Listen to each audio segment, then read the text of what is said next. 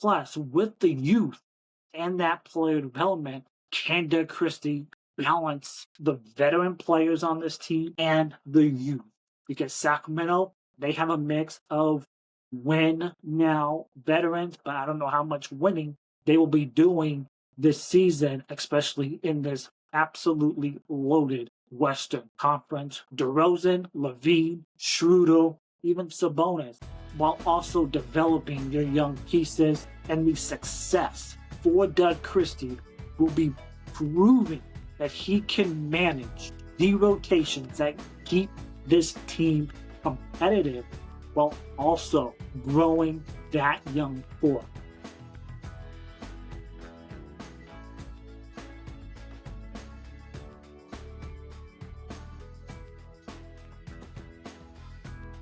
Welcome back to another episode of our team-related podcast, wherever you may be. And on today's episode, we are going to talk about what does the success look like for Doug Christie in his first full year as the head coach of the Sacramento Kings this upcoming season. But first, if you're watching this on YouTube, please give this video a like, subscribe, and leave a comment down below. If you're watching on Spotify, hit that follow button, rate 5 stars, and we're also available on Apple Podcasts and wherever else you get your favorite podcast. And for Doug Christie, in his first full season as the head coach of the Kings after taking over from Mike Brown in late December last season, the success will probably be judged on a few layers, not just in the win-loss column, but I'm going to somehow break it down on the layers that we can define if this will be a successful season for Doug Christie in his first season. The number one, establishing that identity and the buy-in from the players. New GM Scott Perry has clearly shifted the roster towards the two-way versatility, veteran leadership, and the defensive accountability. You got veterans 2 more years at least of Zach LaVine, DeMar DeRozan. You bring in Dennis Schroeder in free agency. You make that trade where you move JV to the Nuggets for Dario Saric. Who knows how much playing time he will get. Plus, you got young guys like Devin Carter, who's trying to grow as a player. Keegan Murray, can he continue to grow, not just on the defensive end, but can the offensive end for Keegan Murray get back to where he was in his rookie season? And then plus, you got your 2 rookies, Nick Clifford and Maxime Reynaud. Doug Christie's success will be measured on whether the Kings play with a defined identity, likely tough, defensive-minded, and physical. And throughout this offseason, those are things that we kept hearing, not just from Doug Christie, but also Scott Perry. But while still leveraging Sabonis and Levine as the offensive engines, because as we know, the offense runs through Sabonis by way of that DHO play. And getting the buy-in from your stars and the vets early on in this season will be crucial. And we saw it in Las Vegas with the Summer League team. They were tough, defensive-minded, and they were physical. And can that carry over to the main squad this upcoming season, as we're just, maybe a month away from training camp to really beginning? And so can they buy in and establish that identity? Because Doug Christie, what we continue to hear is when teams play the Sacramento Kings, Doug Christie wants opposing teams to know that they're playing a tough, physical, no-nonsense team.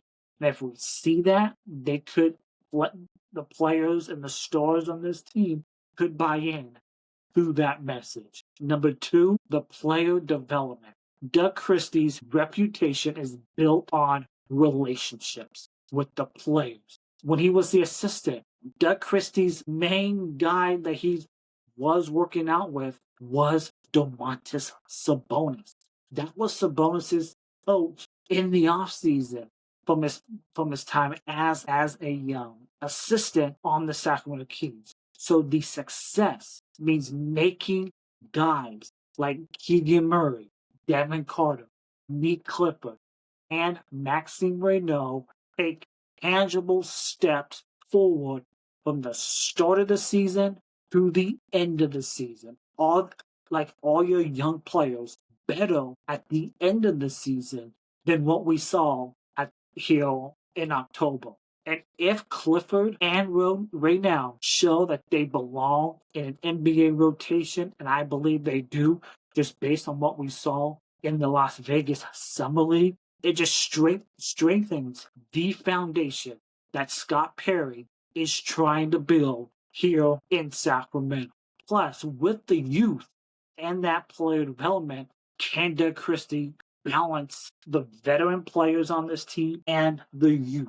Because Sacramento, they have a mix of win now veterans, but I don't know how much winning they will be doing this season, especially in this absolutely loaded Western Conference. DeRozan, Levine, Schroeder, even Sabonis, while also developing your young pieces. And the success for Doug Christie will be proving that he can manage the rotations that keep this team competitive while also growing that young core. Because we just laid out in my last episode, the NBA schedule came out, and the first 20 games for the Kings, you were facing some really great teams. And the Kings buried themselves early in this season. This season could be over before we hit Christmas. And if that happens, I want to see a lot of Clifford, Renault, Devin Carter, Isaac Jones to see if they belong in the rotation full time if the Kings are out of it by Christmas time. Just looking at the NBA schedule, because can Doug Christie develop the young pieces on this team by also balancing the vets on this team who you may trade when we flip the calendar to 2026 and we look at the trade deadline. Also, the defensive improvement. The Kings have been, at worst, around the middle to the below average in defense in the NBA in recent years. They have not been a great defensive team, but Doug Christie, if you remember as a player, he was a defensive-minded player, and this front office has clearly added two-way wings and defensive guards this offseason. And if the Sacramento Kings can move into the top 12 in defensive rating, maybe in that middle ground, that would be a big win for Doug Christie and would show that his schemes are working. So the improvement defensively will also be key to the success for Doug Christie this upcoming season. And we know the Western Conference is absolutely loaded when you got Oklahoma City, Houston, both LA teams, Minnesota, the Nuggets. Like, you can go down the list. Portland, a rising young team. Given this Sacramento Kings roster, the expectation isn't championship or bust like some of these other teams in the West. So the success likely looks like, can they secure a playoff spot outright? I'm talking top 6, or are they going to hover like they have been the last couple seasons in that play-in grouping with the clear signs of growth? Because if injuries or the chemistry on this team slows this team down early, it's over. Like, I would say it's over. With a full season of Zach LaVine on this team, we saw what it looked like towards the end of the season. It's a puzzle that does not match.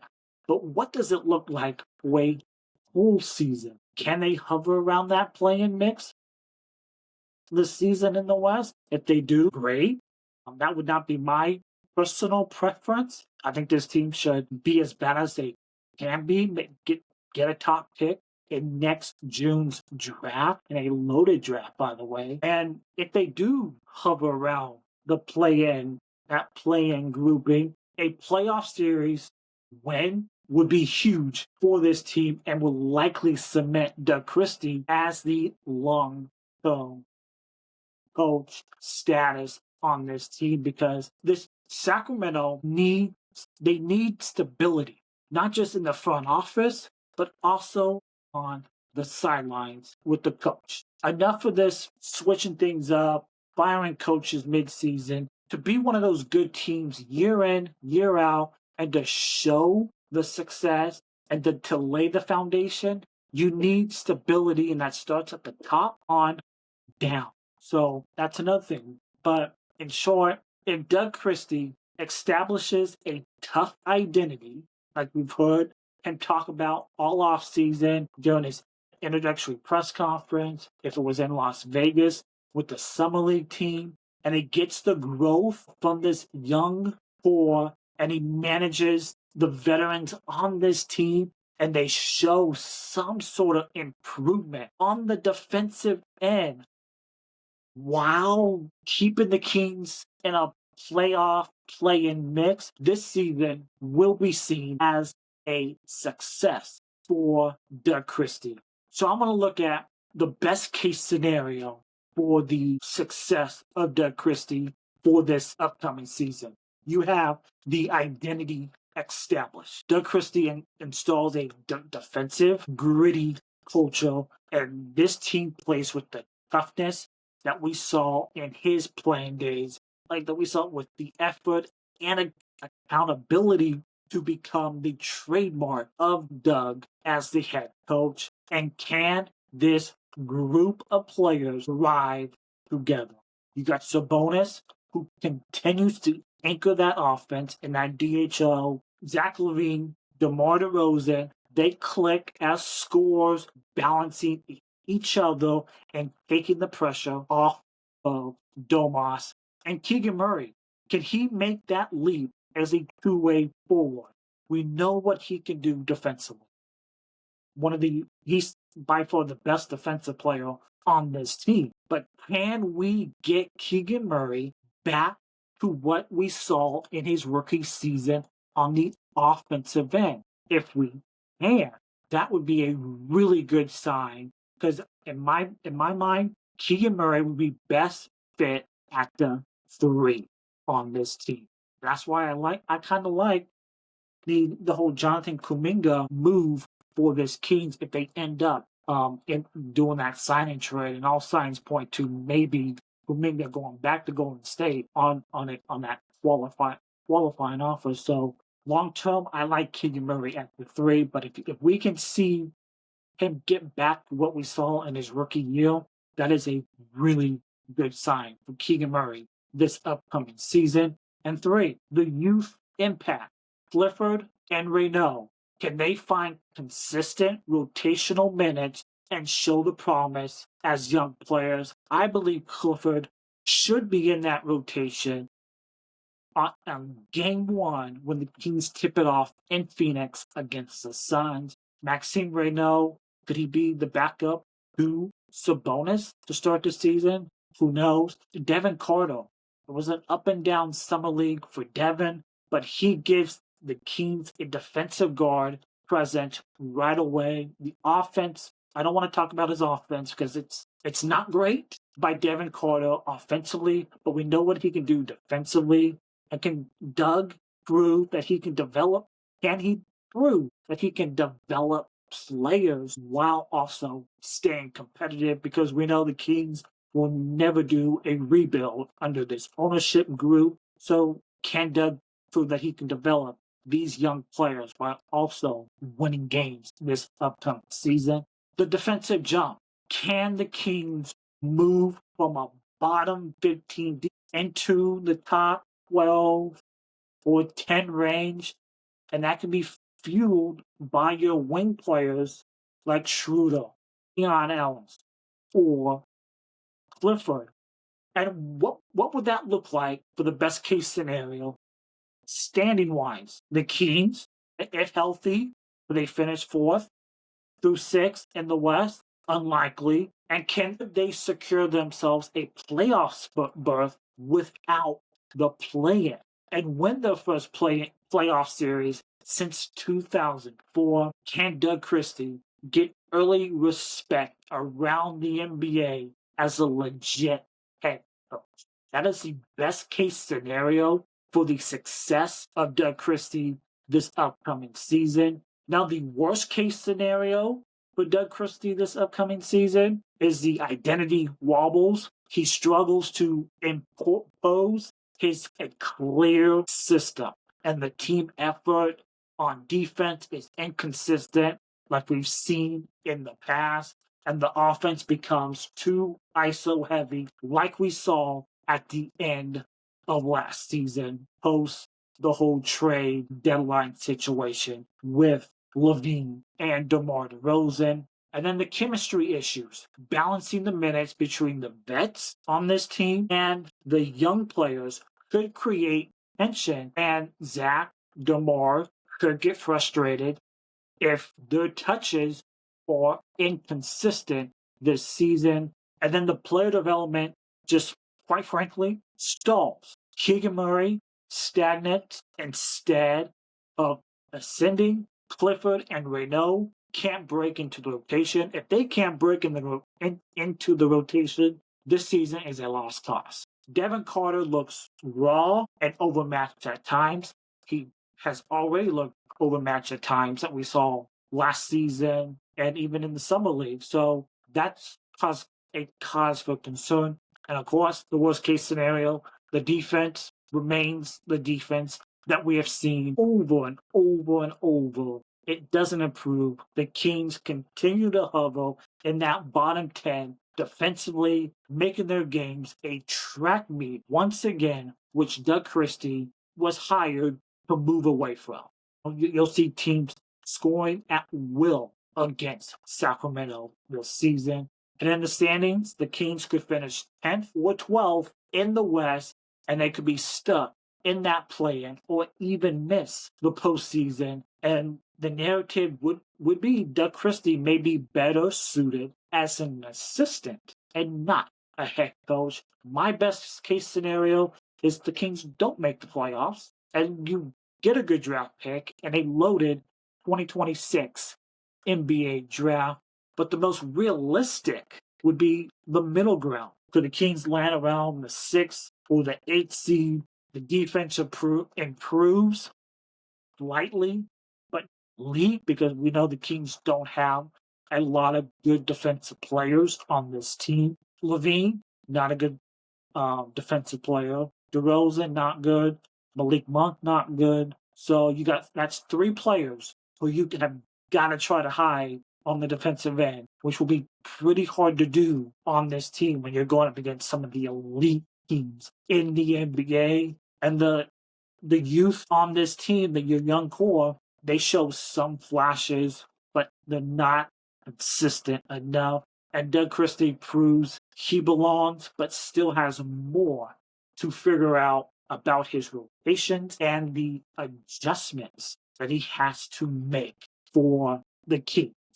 What do we want to look for as a checkpoint for the Sacramento Kings? And when I mean checkpoints, I think when we get to like the 20-game mark in an NBA season, that's a real good sign to see if a team is good enough or the not as good as we expect. So that 20 to 30-game mark, and that's what, by Christmas time, do the Kings look more physical and connected on defense and are they still giving up 120 plus points on a nightly basis? And are your stars, Zach, DeMar, and Sabonis, are they meshing, or do the possessions feel stagnant?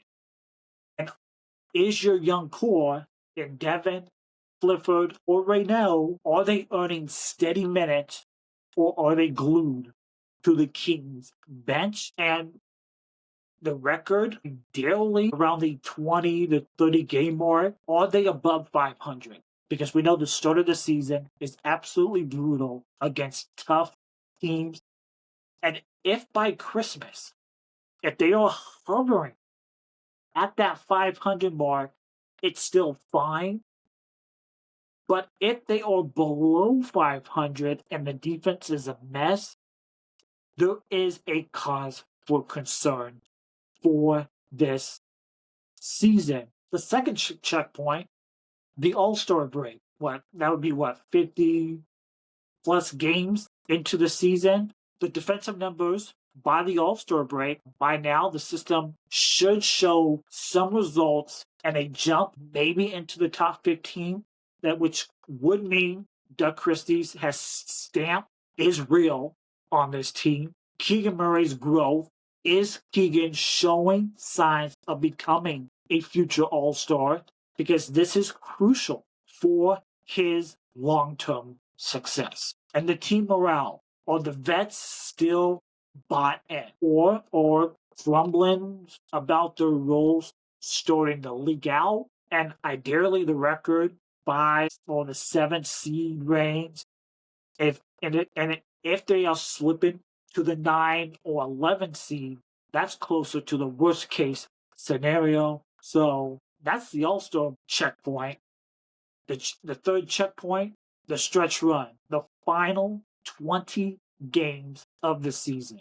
Does Doug Christie show he can tighten his rotations and make in-game tweaks in high-pressure matchups? The youth, your young core, Impact, or Clifford and Reynaud trusted in real games or only in garbage time minutes? And the playoff readiness, if they're in it.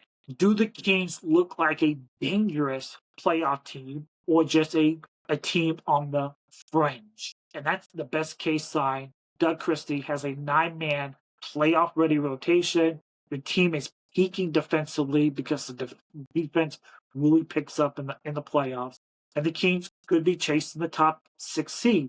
The worst case, the rotations are unstable. The defense collapses, no shocker. And Sacramento, they limp into the play-in like they did last season against the Dallas Mavericks. So the season end, the measure of success for Doug Christie, top 6 or a strong play-in finish with a clear defensive identity and the young core of the growth throughout the 82 games. That could equal a successful year for first-year head coach Doug Christie. A playoff series win, if you get there, could be a home run, but missing the postseason, there could be questions about if Doug is the right long-term coach, and the success of Doug Christie all hinges on health, because Zach LaVine has a long history of injuries. DeMar DeRozan, he's on the back end of his career. Domantas Sabonis did miss several games last year. So the best case, the worst case scenario for the success of Doug Christie as head coach this upcoming season all depends on establishing the identity and the buy-in of this team for this season. And if Doug does establish his identity for this team, and if these players buy in, this could be a good season for the Sacramento Kings this year, unless Sacramento gets hit with the injury bug and everything falls to the ground. And we're looking at 15 Kings in 15th, 14th, or even 13th or 12th in the West, battling for the battle of the ping pong balls in next June's draft. So my question for you, if you're watching this on YouTube, Spotify, or listening on your preferred podcast app, how would you define the success for Doug Christie this season as the head coach of the Sacramento Kings? Let me know in the comments down below. Thanks for tuning in to this episode of our Kings-related podcast. Be sure to give this video a thumbs up, subscribe, and leave a comment down below. And we'll catch you next time on another edition of our Kings-related podcast. And as always, take care and go Kings.